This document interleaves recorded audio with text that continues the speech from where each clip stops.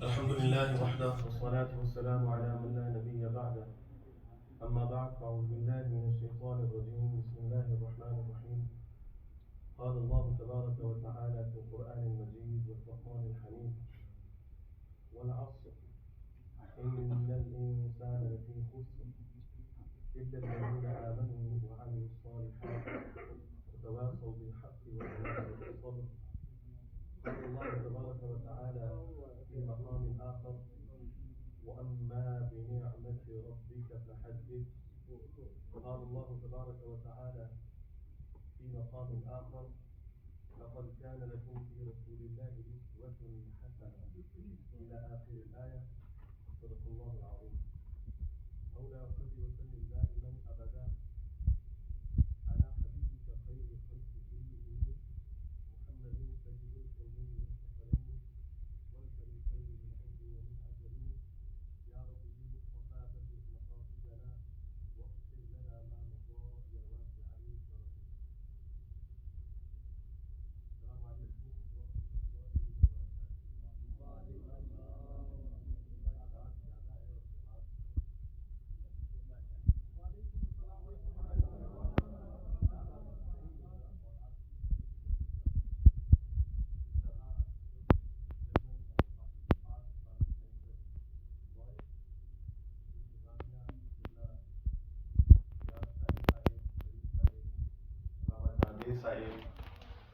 نے ویلکم کیا تو ایسا ہی لگا کہ میں ایک گھر سے نکل کر اپنے دوسرے گھر میں آیا ہوں اور مبارکباد کے مستحق ہیں. بہت ہی خوبصورت سینٹر جو ہے آپ نے بنایا ہے.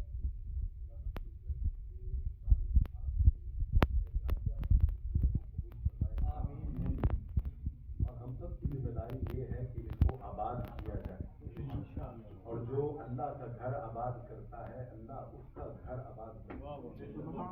گھروں میں پریشانیاں ہوتی ہیں نا, تکالیف ہوتی ہیں, مسائل ہوتے ہیں, لوگ آگے پیچھے پوچھتے ہیں, علماء سے ڈسکس کرتے ہیں, میاں بیوی میں ناچاکی ہے, بچوں والدین میں ناچاکی ہو جاتی ہے, فاصلے ہو جاتے ہیں, دوریاں ہو جاتی ہیں. یہ ایک ایسی تکلیف ہے کہ انسان ڈپریشن میں چلا جاتا ہے, انزائٹی میں چلا جاتا ہے. اور یورپ کا ایک بہت بڑا فینومینا ہے یہ ڈپریشن, اور گھر سے ہو جایا کرتا ہے. پھر انسان سوچتا ہے کہ کاش میرا گھر بھی سدھر جائے, نکھرا ہو جائے اور میرے گھر بھی آباد ہو جائے. تو آپ کو کرائٹیریا دے کے جا رہا ہوں, اللہ کا گھر آباد کرے, اللہ آپ کے گھروں کو بھی آباد کرے. سبحان اللہ. یہ میری بات نہیں ہے, these are not my words. میری بات نہیں ہے, حضور نے فرمایا. علماء بیٹھے ہیں, حضور نے فرمایا کہ اللہ فرماتا ہے کہ جو میرے کاموں میں لگ جاتا ہے میں اس کے کاموں میں لگ جاتا ہوں. سبحان اللہ. تو اب آپ کو فارمولا دے کے جا رہا ہوں, اپنی زندگی میں سے ہر ویک یا ہر روز کچھ نہ کچھ ٹائم اللہ کے گھر کو ضرور دیا کریں. یہ صرف ذمہ داری چند کمیٹی ممبرز کی نہیں ہوا کرتی, یہ سب کی ذمہ داری ہے. اور بلکہ آپ اس ملک میں آئے ہیں تو زیادہ سے زیادہ اللہ کے گھر جو ہے اس کو بنائیں اور ان گھروں کو آباد کریں. اور پھر دیکھیں آپ کے گھر کیسے آباد نہ ہو. یہ بات کسی فرد بشر کی نہیں ہے, میرے اور آپ کے پیارے آقا نے فرمائی اور ان کی کبھی ہو سکتی نہیں. حضور اکرم صلی اللہ علیہ وسلم نے فرمایا.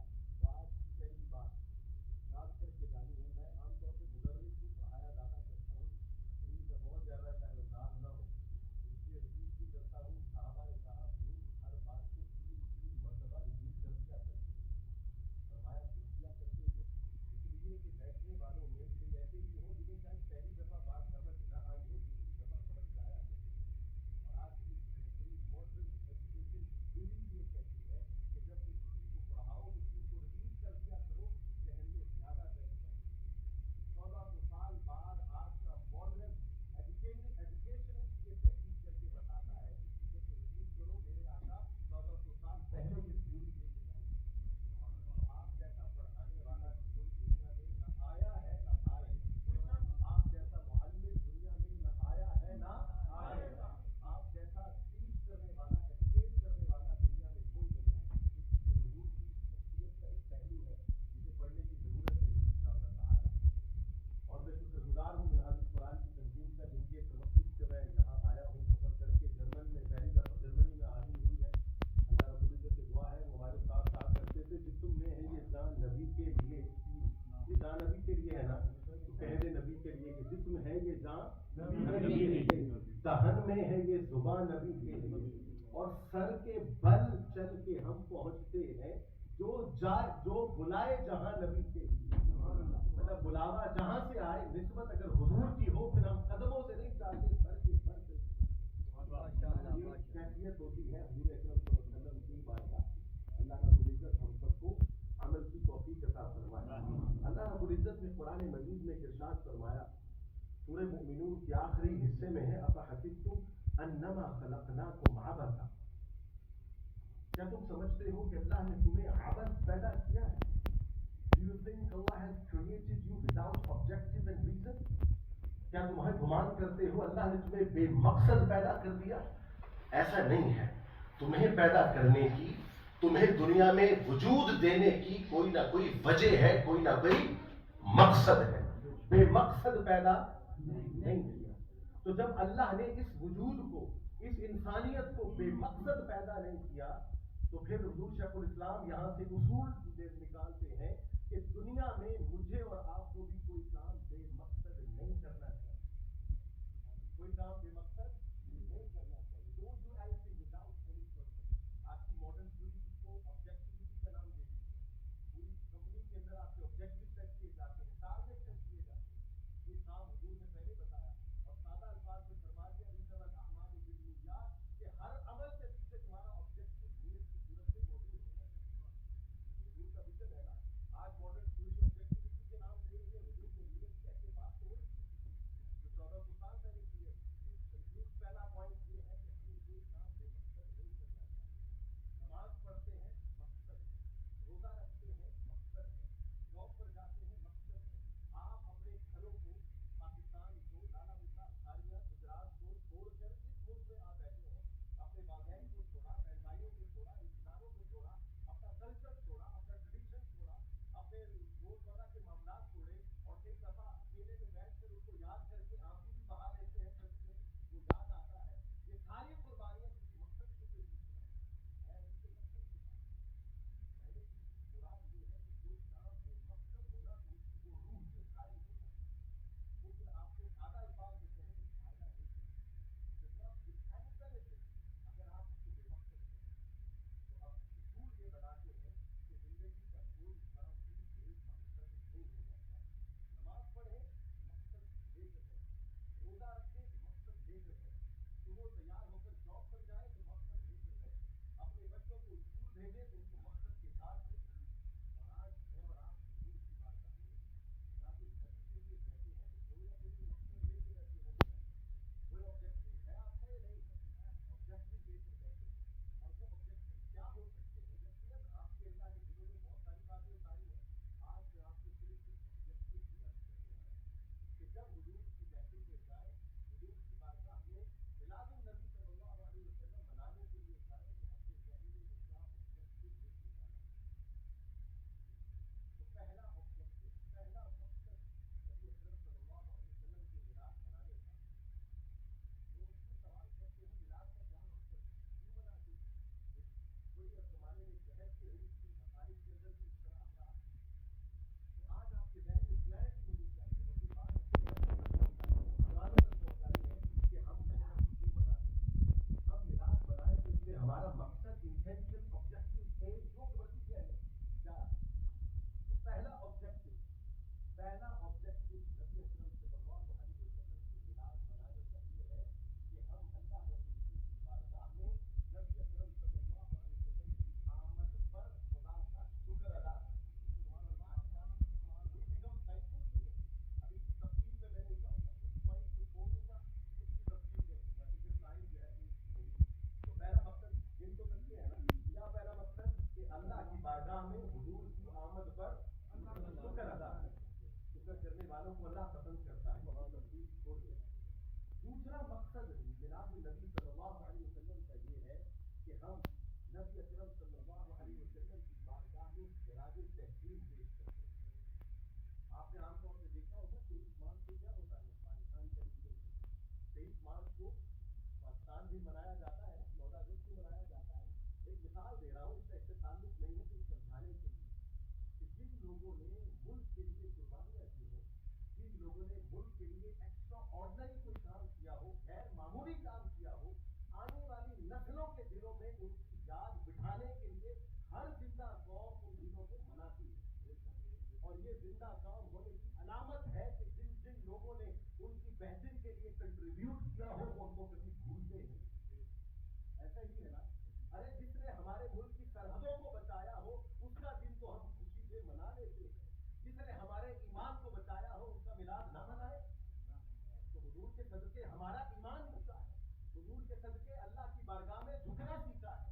یہ سر پتھروں کے آگے جھکتا تھا، ہاتھوں سے تراشیدہ بتوں کے آگے جھکتا تھا، کبھی کسی بت کے آگے، کبھی کسی بت کے آگے، کبھی جانوروں کے آگے، کبھی سورج کی پوجا ہے۔ ایک سر کہاں کہاں جھکے؟ حضور نے سارے بتوں کو پتے پشت ڈال کر ایک اللہ کے آگے جھکنا سکھایا ہے، تو پھر اس کی میلاد پر ہم خوشی کیوں نہ منائے جس نے ہمیں پھر سارے بتوں کو دور کر خدا کی توحید کا سبق نعرہ رسالت یا رسول اللہ، جشن عید میلاد النبی زندہ باد۔ اس پوائنٹ اور اظہار نہ کیا ہو۔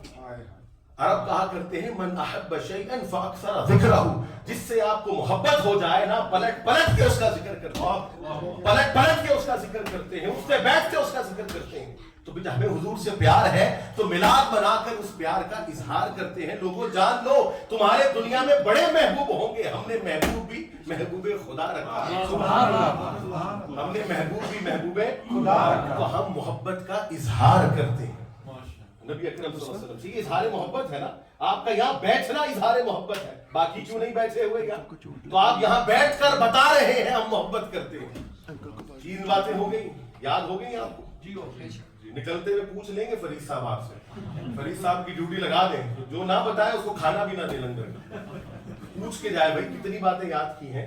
تو اس لیے ایسے ہی سادی سی باتیں کر کے یاد کر لیں۔ نمبر 4، نبی اکرم صلی اللہ علیہ وسلم کی محبت ہماری ایمان کا ایمان ہی ہے، جز کہہ کے اس کو کم کیوں کرتے، ایمان ہی ہے، اور اس سے بڑی دولت کوئی نہیں ہے۔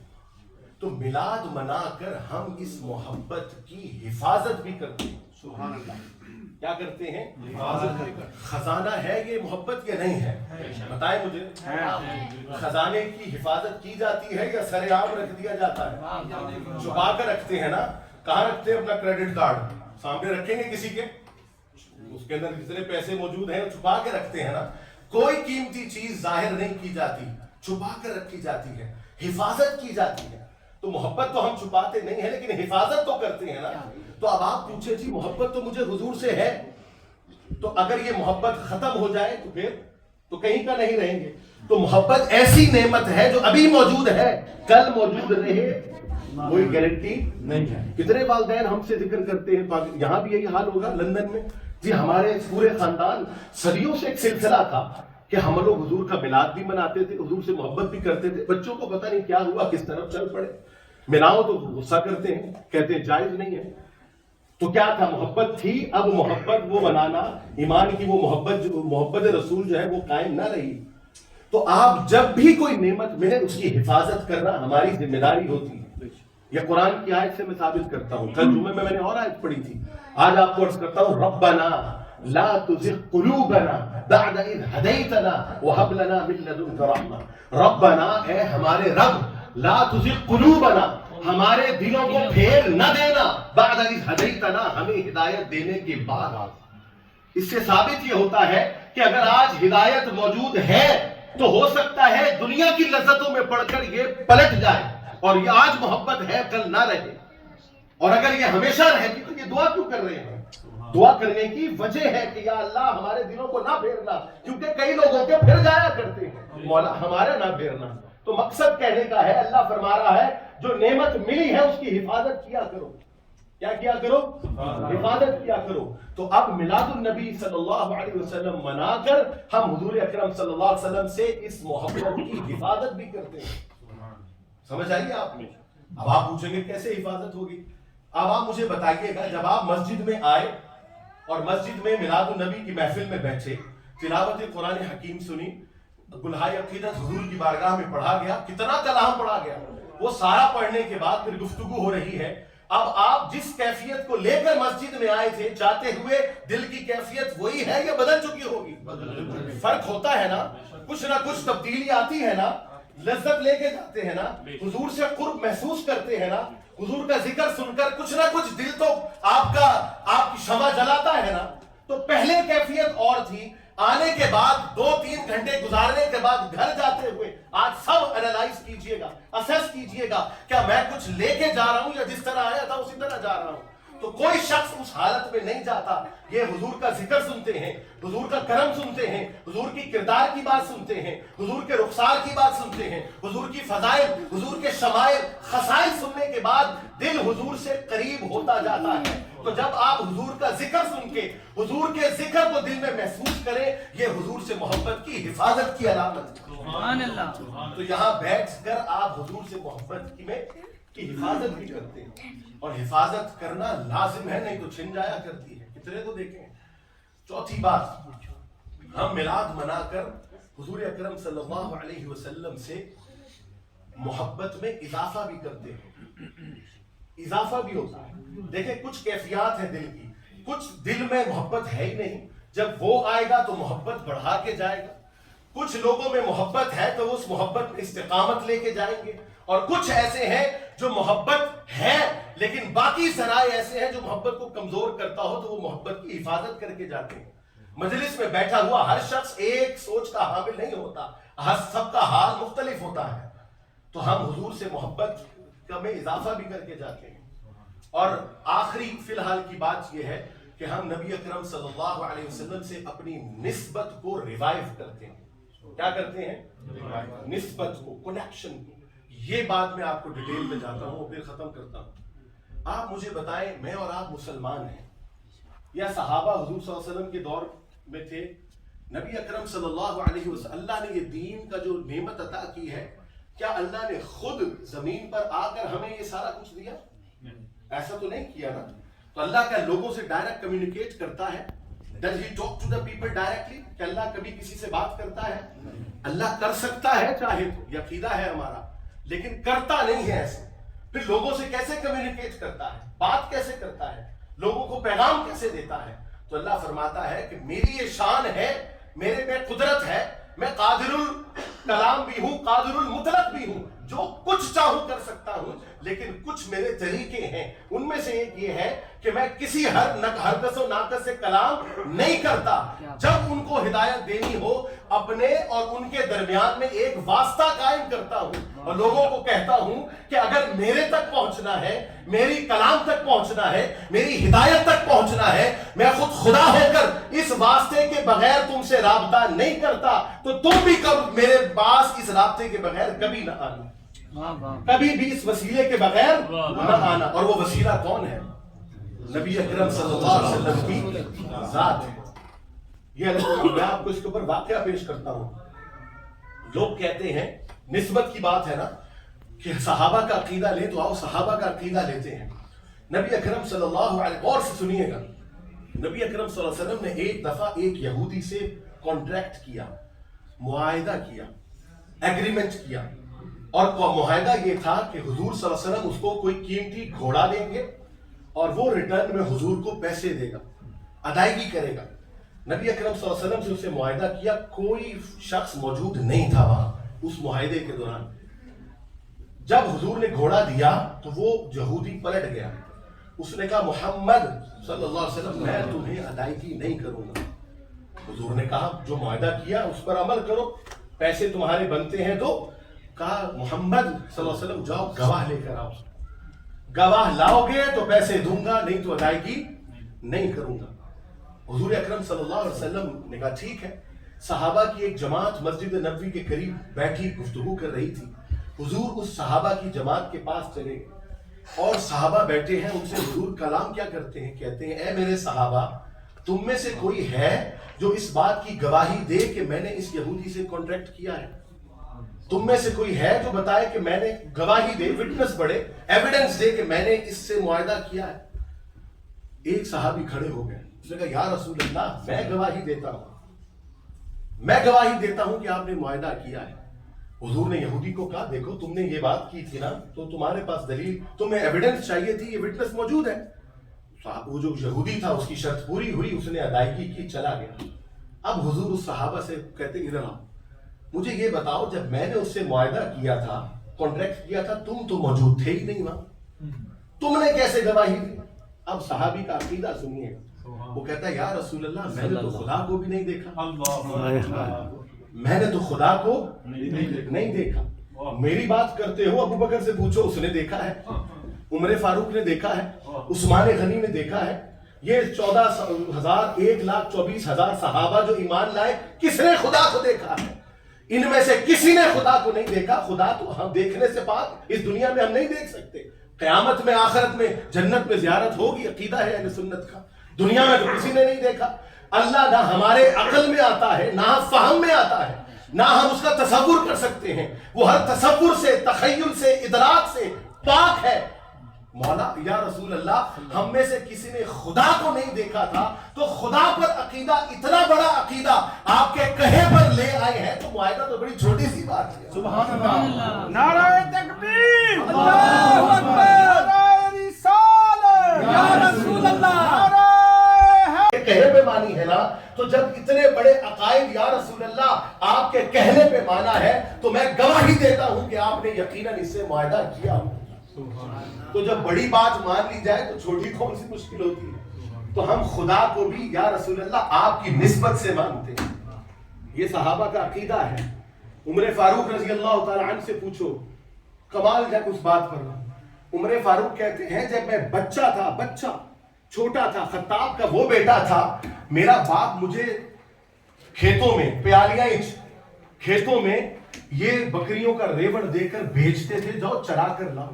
میرے پاس اتنی صلاحیت نہیں ہوتی تھی, جب آتا تھا ایک نہ دو بکریاں گھما کر آ جاتا تھا. یہ حال تھا کہ ہر روز کوئی نہ کوئی بکری عمر گھما کر آ جاتا ہے. لیکن جس دن سے محمد مصطفیٰ سے تعلق قائم کیا ہے, یہی عمر ہے 24 لاکھ مربع میل کے اوپر خلیفہ بن کر بیٹھا. کس نے چینج کیا؟ کس نے؟ اکبر الہٰبادی نے کہا تھا نا کہ وہ بجلی کا کڑکا تھا یا سوتے ہادی, عرب کی زمین جس نے ساری ہلا دی. وہ ایسی کیا چیز تھی کہ جو قوم 50 سال لڑتی تھی, ایک دوسرے کے گریبان پکڑتی تھی, حضور نے ان کو بغلگیر کر دیا تھا. زندہ بچیوں کو دفناتے تھے, حضور نے عورت کو, بیٹی کا ہاتھ کھڑا کر کر کہا کہ یہ میرے جگر کا ٹکڑا ہے.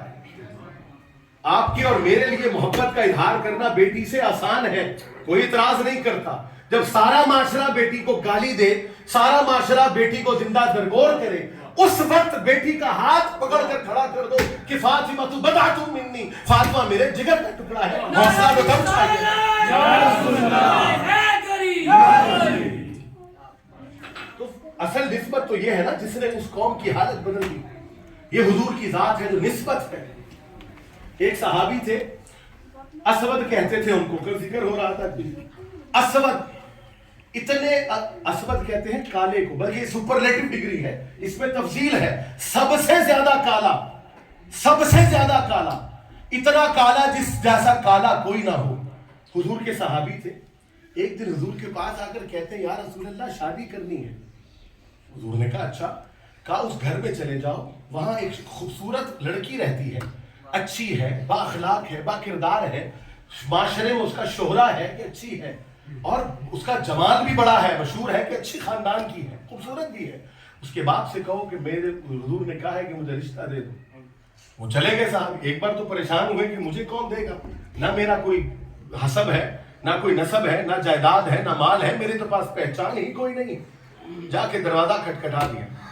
کہا والد باہر آ گئے. کہا کہ والد حضور نے بھیجا ہے, تو رشتے کا طالب ہوں, حضور کا ریفرنس لے کر آیا ہوں, آپ کے بیٹی کا رشتہ درکار ہے. باپ کہتا ہے اپنا چہرہ دیکھا ہے؟ ہمارے یہاں کیا چیک ہوتا ہے, یہی دیکھتے ہیں نا, چہرہ کیا ہے, حسب کیا ہے, نسب کیا ہے, کاروبار کیا ہے, بینک بیلنس کتنا ہے, دو گے کیا, گھر پہ رکھو گے, کیا کرو گے. کہا تم نہ تمہاری شکل ہے, نہ صورت ہے, نہ سیرت ہے, نہ معاشرے میں تمہارا کوئی مقام ہے, تمہیں تو کوئی عزت تک نہیں دیتا. تم آگے ہو میرے کا رشتہ لینے, بھاگ جاؤ یہاں سے. پیچھے بیٹی بیٹھ کر سن رہی تھی. وہ دوڑتی ہوئی باپ کے پاس آئی, کہتی ہے بابا جان اے میرے باپ، اے میرے والد، اس کے چہرے کو نہ دیکھیں، اس کے مال کو نہ دیکھیں، اس کے حسب کو نہ دیکھیں، نسب کو نہ دیکھیں، یہ دیکھیں نسبت کس کی لے کر آیا۔ بے کام ہے، نہ سیرت سے کوئی کام ہے، مجھے اس کا حوالہ قبول ہے، اب شادی ہوگی تو اسی سے ہوگی کیونکہ محمد رسول اللہ کی نسبت لے کر آیا۔ یہ صحابہ کا عقیدہ ہے کہ اس نسبت پر قربان ہو جایا کرتے تھے، یہ مقام تھا۔ حجر اسود کو چومتے ہیں نا ہم، حجر اسود لڑ کے چومتے ہیں، بے ادبی بھی کر بیٹھتے ہیں، لڑائی کر رہے ہیں حجر اسود کو۔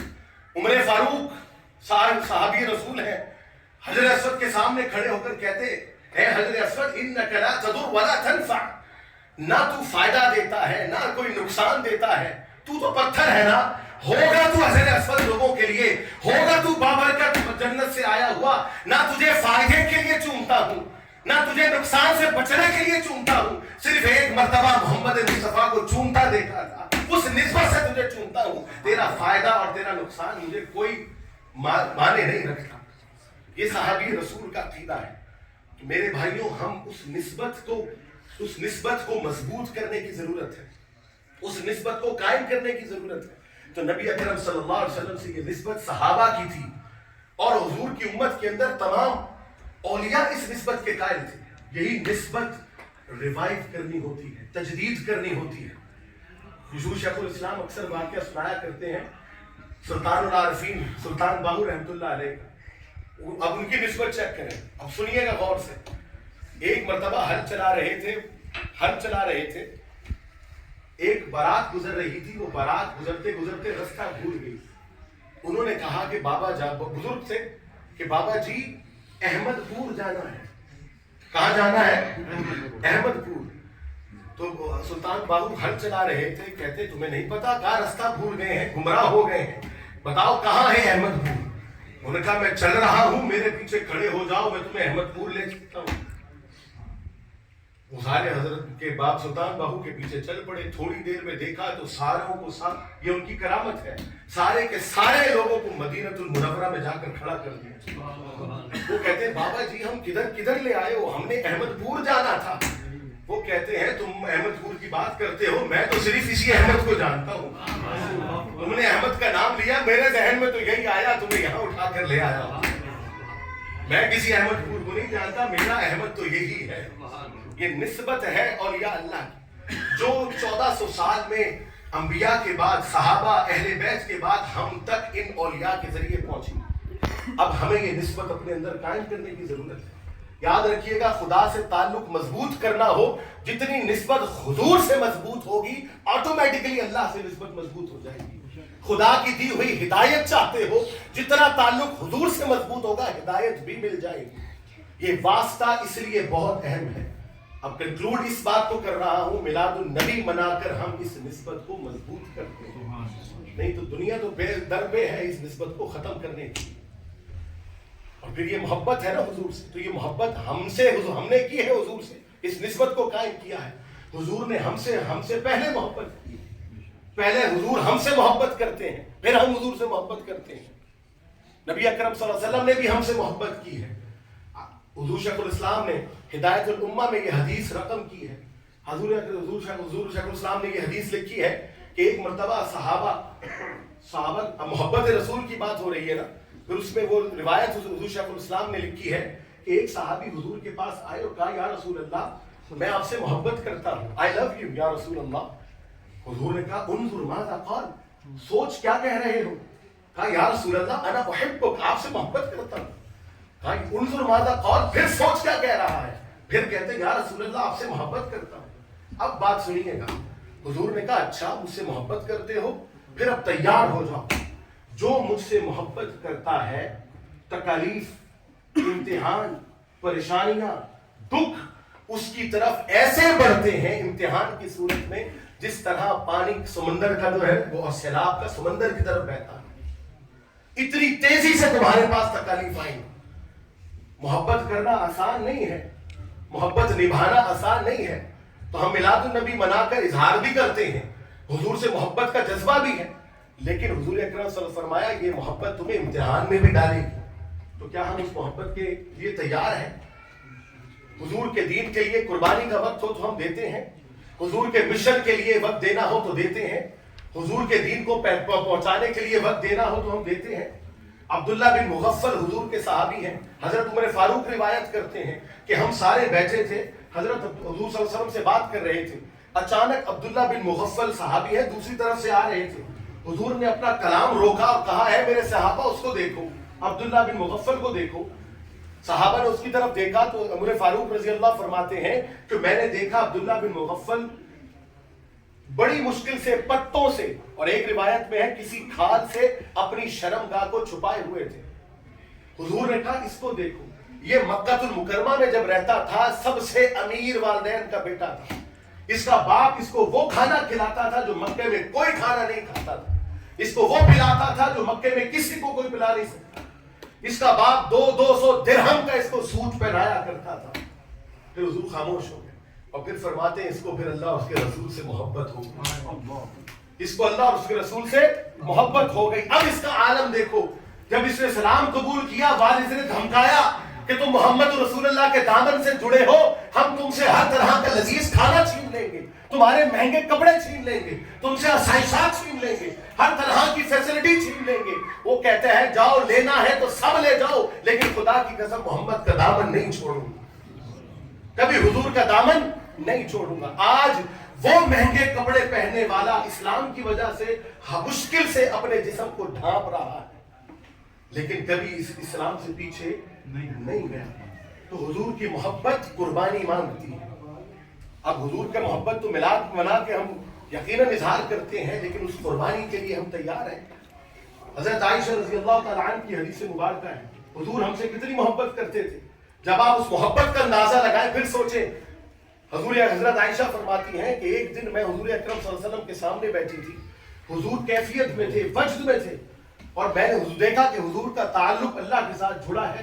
मैंने हुजूर का दामन पकड़ लिया, कहा या रसूल अल्लाह मेरे लिए दुआ कीजिए ना। हुजूर ने फरमाया क्या दुआ चाहिए आयशा? हजरत आयशा फरमाती हैं कि मैंने कहा या रसूल अल्लाह अल्लाह से कहे ना कि अल्लाह मुझे माफ कर दे।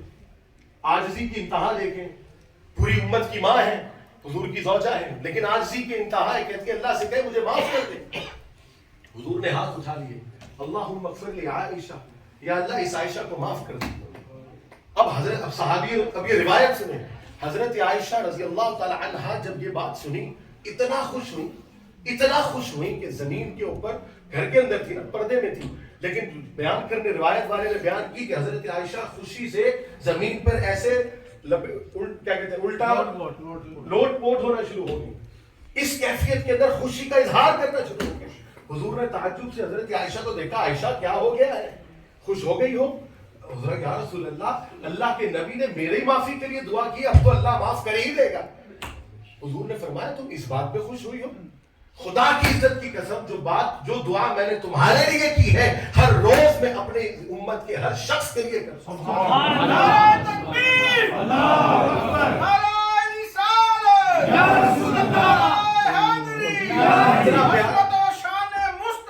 इतनी मोहब्बत करने वाला नबी हमें मुयस्सर आया।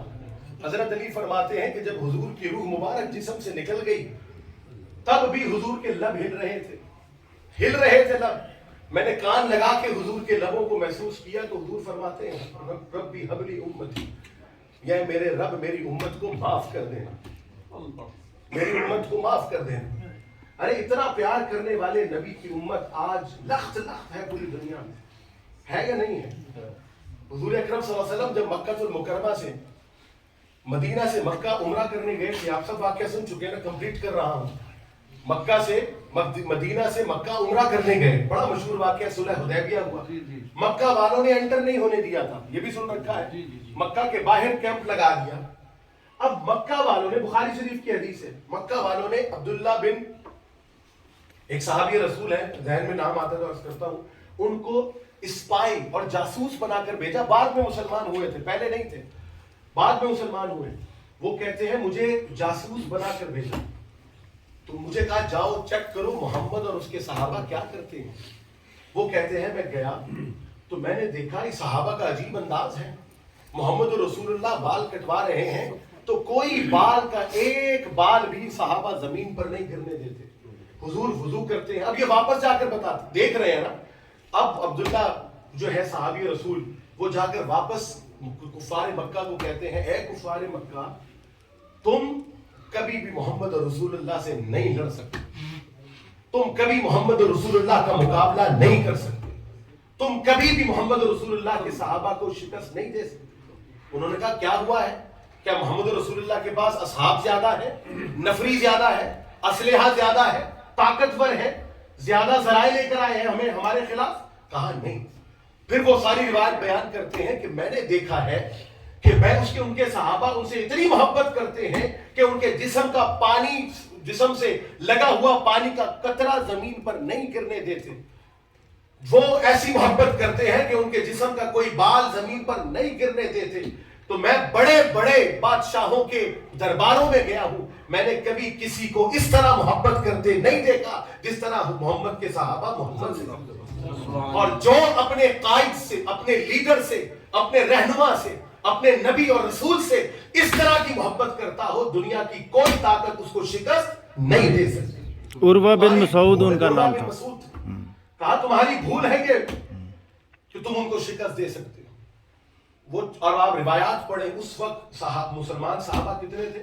ایک روایت کے مطابق 1400 اور دوسری روایت کے مطابق 1800 صحابہ تھے.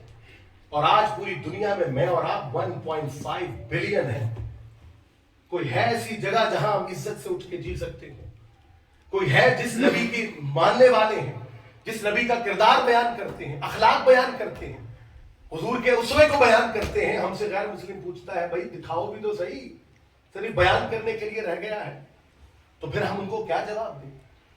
اتنی محبت کرنے والے رسول جنہوں نے ذاتوں کو اٹھ اٹھ کے ہم سب کے لیے دعائیں کی, جن کی بدولت ہم مسلمان ہیں. محبت رسول ہے, لیکن آج اس محبت رسول سے وفا بھی کرنی ہے, اس محبت رسول سے وفا بھی کرنی ہے. قیامت کے دن حضور کا سامنا ہوگا تو کس چہرے سے جائیں گے؟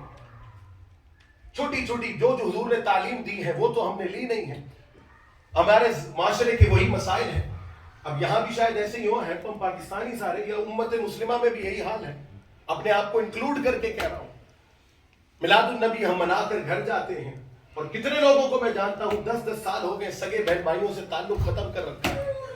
یہاں حضور کی محبت کا نعرہ اور گھر والوں سے, سگے بھائیوں سے, سگے رشتہ داروں سے تعلق توڑ کر رکھا ہے. کیا یہ حضور کی تعلیم ہے؟ نہیں ہے. کتنے گھروں کے مسائل گھروں کے اندر ہیں, بچوں کے اندر اور لوگوں میں کتنے فاصلے بڑھ چکے ہیں. کیا کبھی ہم نے اس کردار کو اپنایا ہے؟ ہمارے تو اخلاق اس جیسے نہیں. ایک خاتون لندن کے اندر کرسچن تھی, ہمارے پاس آئی, کچھ دلائل دیے, اس نے کافی ڈیبیٹ ہوئی, مسلمان ہو گئی. اس نے کہا مجھے اسلام کے بارے میں بتاؤ. میں نے بتایا اس کو اسلام کے بارے میں, اس کو سرٹیفکیٹ دیا, چلی گئی. میں نے بتایا اسلام محبت کا پیغام دیتا ہے, امن کا پیغام دیتا ہے, رواداری کا پیغام دیتا ہے, ایک دوسرے سے سلو کا پیغام دیتا ہے, ایک دوسرے سے اخلاق سے بات کرنے کا پیغام دیتا ہے, تعلق توڑنے سے اوائڈ کرتا ہے. منع ہے اسلام میں ایسے تعلق توڑنا. کسی سے 3 دن سے زیادہ آپ گفتگو ختم نہیں کر سکتے. یہ ساری چیزیں اس کو بتائی, چلی گئی. 1 مہینے پر آنے کے بعد اس نے وہی سرٹیفکیٹ میرے منہ پہ دے مارا. اس نے کہا ذیشان صاحب کس کی بات کرتے ہو؟ جو اسلام تم نے مجھے بتایا ہے, مہینہ ہو گیا ہے, وہ مسلمان مجھے تو نظر نہیں آیا جس محلے میں رہتی ہوں. اس نے کہا میرا شوہر پاکستانی ہے, ولیمے والے دن مجھے کہتا ہے, میں اسٹیج پر بیٹھی تھی, یہ میری پھپھو ہے, 10 سال ہو گئے ہم نے اس سے بات نہیں کی, صرف رکھنے کے لیے, منہ رکھنے کے لیے ابا نے کہا اس کو بلا لو, تو بس سلام لینا, زیادہ گفتگو نہ کرنا. ہوتا ہے ایسا نہیں ہوتا؟ بتائیں مجھے, میں اسی معاشرے کی بات کر رہا ہوں. وہ کہتی ہے تم نے تو مجھے اسلام بتایا تھا کہ تم تو ناراض رہ نہیں سکتے, تم تو تعلق خراب کر ہی نہیں سکتے, تو کیا تم وہ اسلام اس نے نہیں پڑھا جو تم نے مجھے بتایا تھا, یا تم کسی اور اسلام کی بات کرتے ہو, یا اسے وہ اسلام نہیں پڑھا؟ میں اس کو کیا جواب دیتا؟ اس نے کہا جھوٹ نہیں بولنا, روز جھوٹ بولتا ہے مجھ سے, بددیانتی نہیں کرنا, ہر روز بددیانتی کرتا ہے, جھوٹ بول کر کاروبار کرتا ہے, اپنے پارٹنر کو دھوکہ دیتا ہے, میں نے خود دیکھا ہے آنکھوں سے, مس چیف کرتا ہے, مس ریپرزینٹ کرتا ہے. تو کیا اس نے اسلام نہیں پڑھا؟ یہ امت مسلمہ کا حال ہے. تو نبی اکرم صلی اللہ علیہ وسلم سے جو محبت کرتے ہیں, محبت کرنے والوں کا یہ عالم ہونا نہیں چاہیے. وہ کردار سے بھی جھلکنا چاہیے نا, کہ حضور کے ایمبیسڈر چلتے پھرتے نظر آئے. تو نبی اکرم صلی اللہ علیہ وسلم, یہ میلاد النبی پہلی بات کی تھی. میلاد النبی شکر کا نام ہے. میلاد النبی حضور کی بارگاہ میں خراج تحسین پیش کرنے کا نام ہے. میلاد النبی حضور سے محبت کے اظہار کا نام ہے.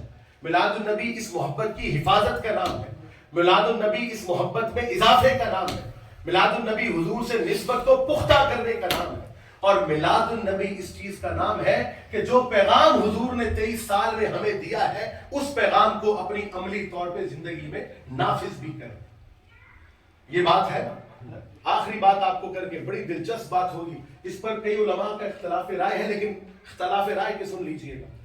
پاکستان کے ایک بہت بڑے کالم نویس ہیں، ارشاد حسین سمجھی کر کے ان کا نام ہے، عارف، ارشاد حسین عارف، ان کا کالم میں نے پڑھا۔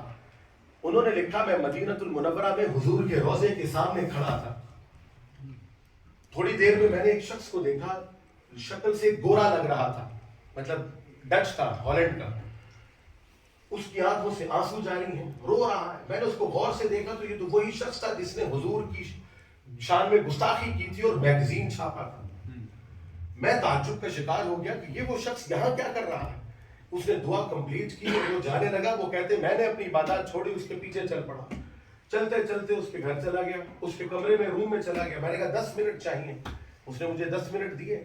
میں نے کہا وہاں گستاخی کرتے ہو، یہاں حضور کی بارگاہ میں بیٹھ کے رو رہے ہو، اتنا بڑا انقلاب کیسے آ گیا؟ کس چیز نے تمہیں بدل دیا؟ کس چیز نے چینج کیا ہے تمہیں؟ اس نے کہا جب میں نے گستاخی کی تو پورا عالم اسلام میرے خلاف پروٹیسٹ کرنے کھڑا ہو گیا، احتجاج کرنے کھڑا ہو گیا، ہر شخص مجھے گالی دے رہا تھا۔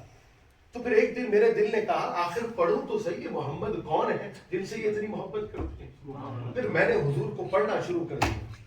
اب یہ واقعہ وہ ہے جو میں اور آپ بچپن سے سن رہے ہیں۔ اب اس پہ اختلاف علماء کا اپنی جگہ موجود ہے، میں اس کو ٹھیک سمجھتا ہوں اور میرے شیخ بھی ٹھیک سمجھتے ہیں، لیکن اختلاف علماء میں رہتا ہے۔ بہرحال میں اس کی بات کوٹ کر رہا ہوں کالم۔ اب وہ شخص کہہ رہا ہے کہ یہ واقعہ ہر بچپن سے ہم سنتے ہیں، کہتے میں جب اس واقعے پہ پہنچا نا ان کی سیرت پڑھ کر پھر میری بس ہو گئی۔ پھر میں نے کہا یہ عام شخص نہیں ہے، کوئی اتنا بڑا جگر ہے، اتنا بڑا کردار ہے، اتنا محبت کرنے والا، ایسا شخص کبھی جھوٹا ہو نہیں سکتا، یہ نبی ہی ہو سکتا۔ اب آپ سننے میں بات بڑی چھوٹی سی ہے ہمارے نزدیک، وہ جو حضور صلی اللہ علیہ وسلم ہر روز مسجد سے جاتے تھے نا، عورت کچرا پھینک، اب اس نے روایت کیا، اس پہ اختلاف اپنی جگہ، لیکن اس کے اوپر علماء کی تصریح موجود ہے کہ یہ ٹھیک واقعہ ہے۔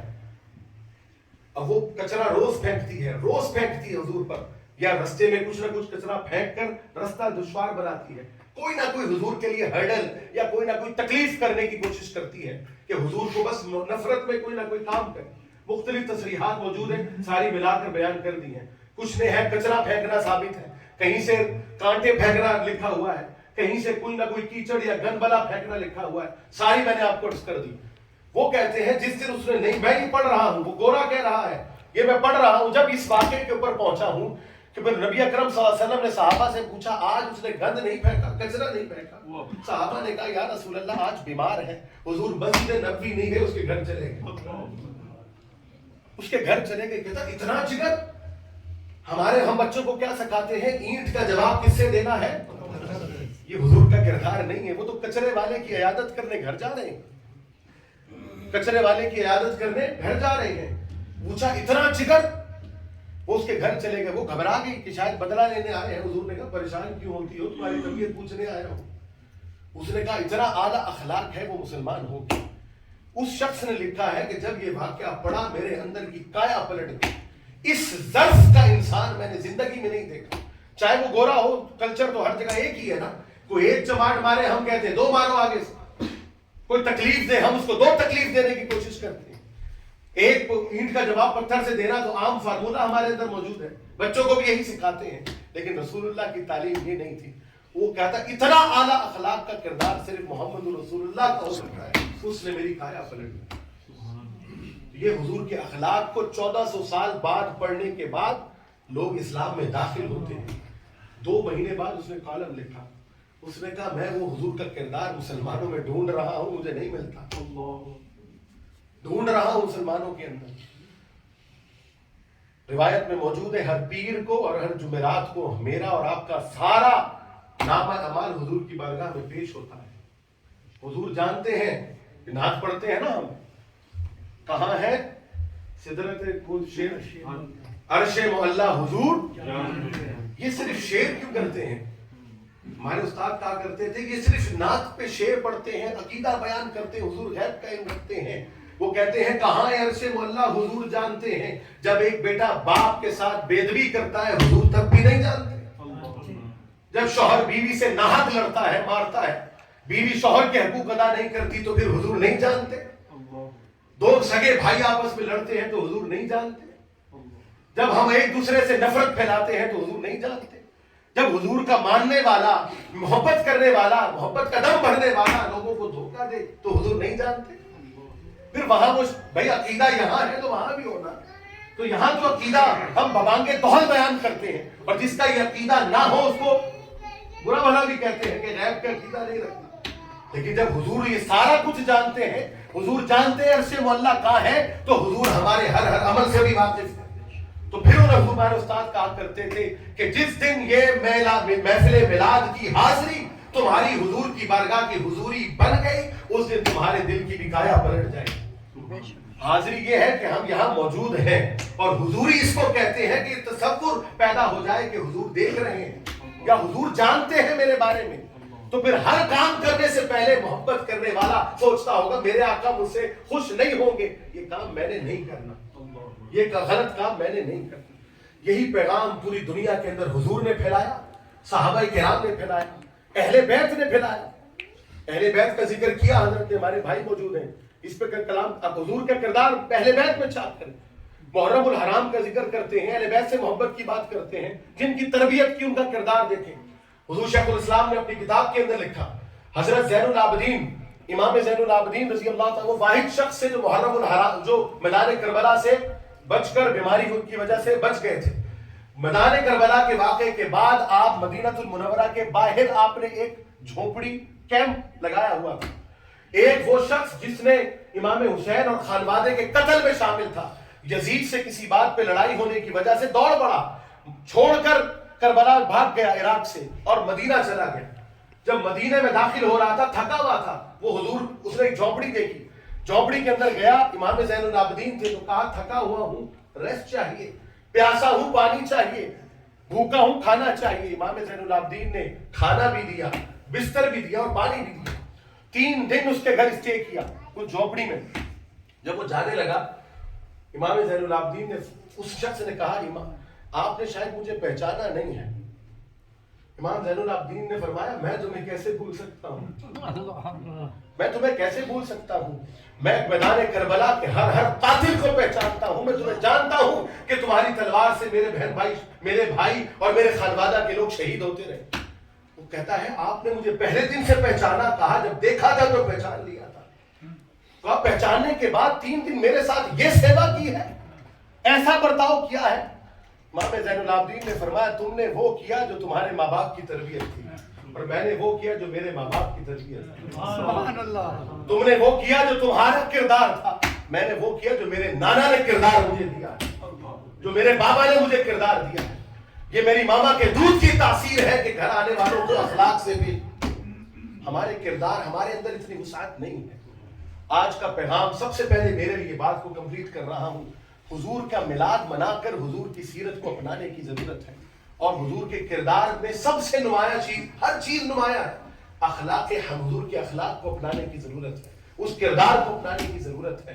اور یہ اخلاق سب سے بڑی طاقت ہے، سب سے بڑی طاقت ہے. اللہ رب العزت سب سے پہلے مجھے اور ہم سب کو حضور اکرم صلی اللہ علیہ وسلم سے آپ آمین کہتے رہیے گا، محبت کی توفیق عطا فرمائے.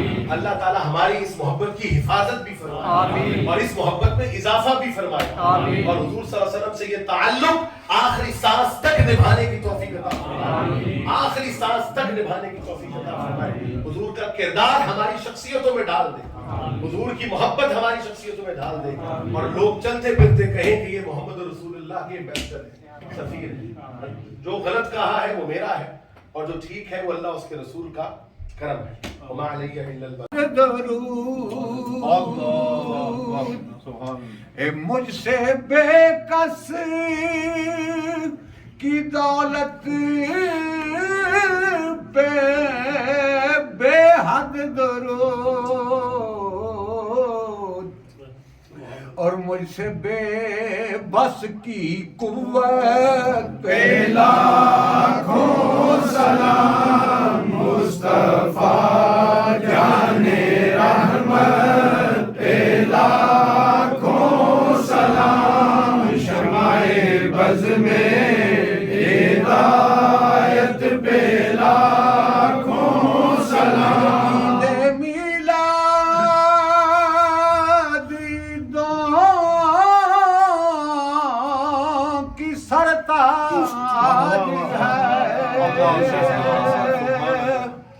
یہ عید میلاد عیدوں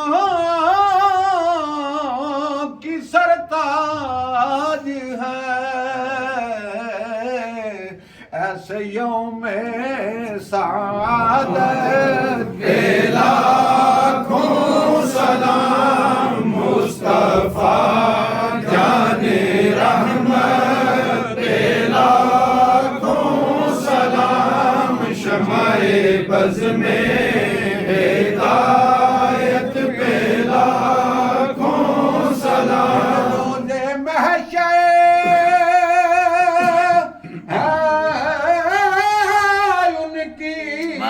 زیارت کا دن، روز محشر ہے ان کی زیارت کا دن، ایسے یوم قیامت پہ لاکھوں سلام مصطفیٰ جان رحمت پہ لاکھوں سلام، اور حوصلہ دینے آئے گی جو قبر میں، حوصلہ دینے آئے گی جو قبر میں،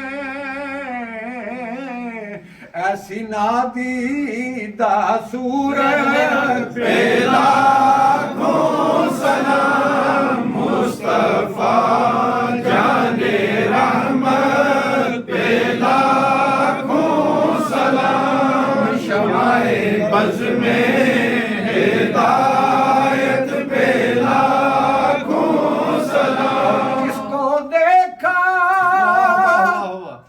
یہ موسیٰ سے پوچھے کوئی، کس کو دیکھا یہ موسیٰ سے پوچھے کوئی،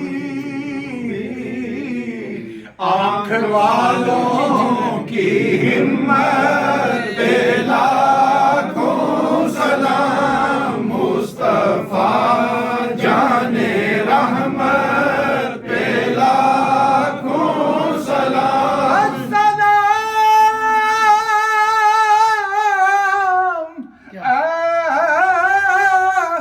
میم ہے اور میم دال،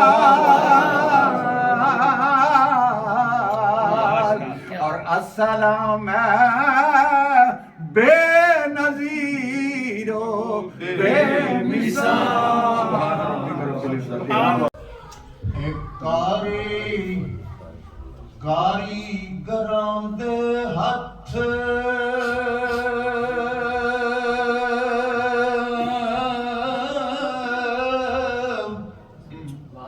سوار دے میں،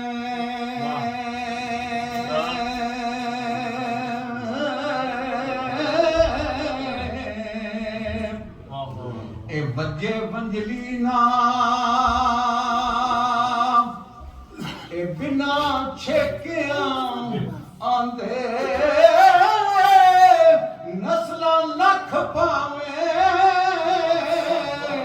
اے شاندار ہون، کھانا بندا نہیں بنا سیکیاں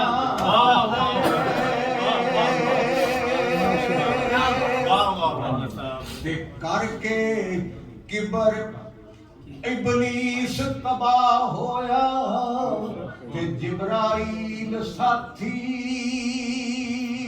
اے متھے ٹیکیاں آندے سنا قسم دے نال سردار ہووے، تے ساگ بھول جاندے سارے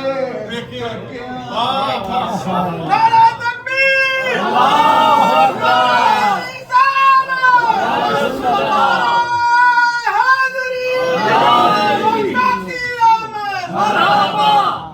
ਸੁਲਾ ਕਸਮ ਦੇ ਨਾਲ ਜੇ ਸਰਦਾਰ ਹੋਵੇ ਤੇ ਸਾਕ ਭੁੱਲ ਜਾਂਦੇ ਸਾਰੇ ਪੇਕਿਆਂ ਦੇ ਤੇ ਬਿਨਾ ਇਸ਼ਕ ਦੇ ਬਿਨਾ ਕਰਮ ਦੇ ਇਸ਼ਕ ਨਸੀਬ ਨਾਈ ਇਹ ਬਿਨਾ ਕਰਮ ਦੇ ਇਸ਼ਕ ਨਸੀਬ ਨਾਈ ਤੇ ਬਿਨਾ ਇਸ਼ਕ ਆਏ ਭਾਂਬੜ ਮੱਚਦੇ ਨਹੀਂ ਅੱਗੇ ਇਸ਼ਕ ਦੇ ਨੱਚਣਾ ਪੈ ਜਾਂਦਾ ਔਰ ਬੁੱਲੇ ਸ਼ਾਹ ਵਰਗੇ ਐਵੇਂ ਨੱਚਦੇ ਨਹੀਂ ਉਹ ਅੱਗੇ ਇਸ਼ਕ ਦੇ ਨੱਚਣਾ ਹਰ ਪੈ ਜਾਂਦਾ ਤੇ ਬੁੱਲੇ ਸ਼ਾਹ ਵਰਗੇ ਐਵੇਂ ਨੱਚਦੇ ਨਹੀਂ ਤੇ ਇਸ਼ਕ ਸੋਹਣੇ ਮੁਹੰਮਦ ਦਾ ਹੋਵੇ ਵਰਨਾ ਹੋਰ ਇਸ਼ਕ ਵਾਲੇ ਇਹ ਸਾਨੂੰ ਜੱਜਦੇ ਨਹੀਂ ਕਮਲੀ ਵਾਲੇ ਤੇ ਸੱਜਣ ਗੁਲਾਮ ਜਿਹੜੇ ਇਹ ਬਿਨਾ ਦੁੱਖ ਜ਼ਿਕਰ ਹੁਜ਼ੂਰ ਦੇ ਬਚਦੇ ਨਹੀਂ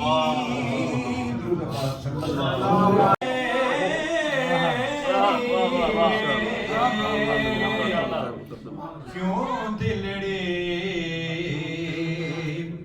ਉਦਾਸ ਗਨੇਰੀ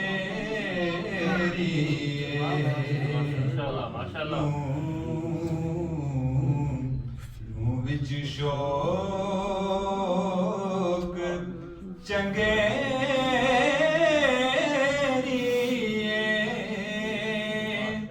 ਅਜ ਨੈਣਾ ਲਾਇਆ ਕਿਉਂ ਜੜੀਆਂ ਇਹ ਸੂਰਤ ਸ਼ਾਲਾ ਪੇਸ਼ ਨਜ਼ਰ ਰਵੇ ਵਕਤੇ ਨਜ਼ਾ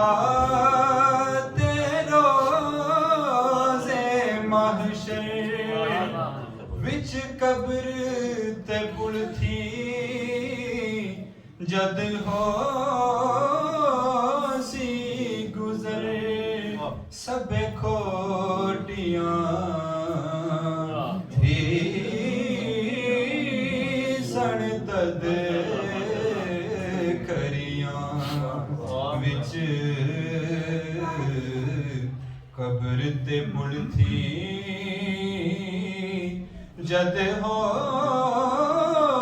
ਸੀ ਗੁਜ਼ਰ ਸਭ ਖੋਟੀਆਂ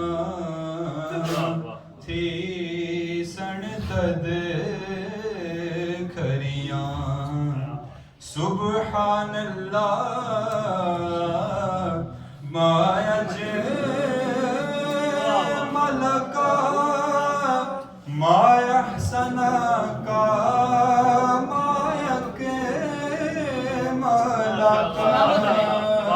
ਕਿਥੇ ਮੇਰੇ ਲਈ ਕਿਥੇ ਤੇਰੀ ਸਨਾ ਗੁਸਤਾਖ ਅੱਖੀਂ ਕਿਥੇ ਜਾਣੀਆਂ ਅਜ ਸਿੱਖ ਮਿੱਤਰਾਂ ਦੀ ਵਧੇਰੀ ਕਿਉਂ ਦਿਲੜੀ ਉਦਾਸ ਗਨੇਰੀ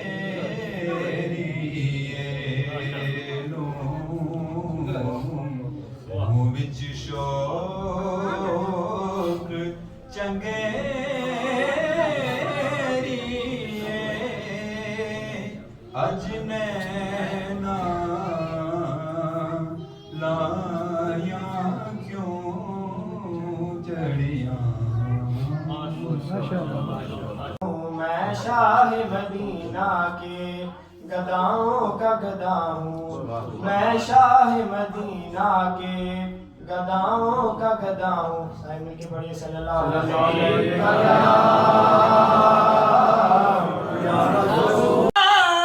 کسے کوئی اور شکوہ نہ کرے گیلا نہ کرے اور کیسے کرے وہ یالی گونگا بھی بولتا ہے کیا من کنت مولا علی علی من کنت مولا علی علی میرے نبی نے بولا علی علی میں کس کا مولا علی علی تو اس کا مولا علی علی مست کلندر علی علی تیرے دل کے اندر علی علی میرے دل کے اندر علی علی میری آنکھ کا تارا علی علی ہے ورد ہمارا علی علی زہرا کا بابا علی علی زہرا کا شوہر علی علی ہے گنج دوہر علی علی من کنت مولا علی علی حاضری یا علی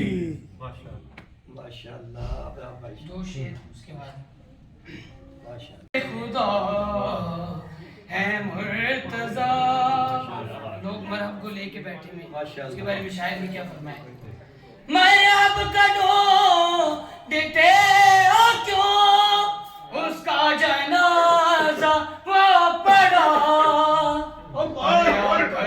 علی کے سامنے زندہ کوئی بچا ہے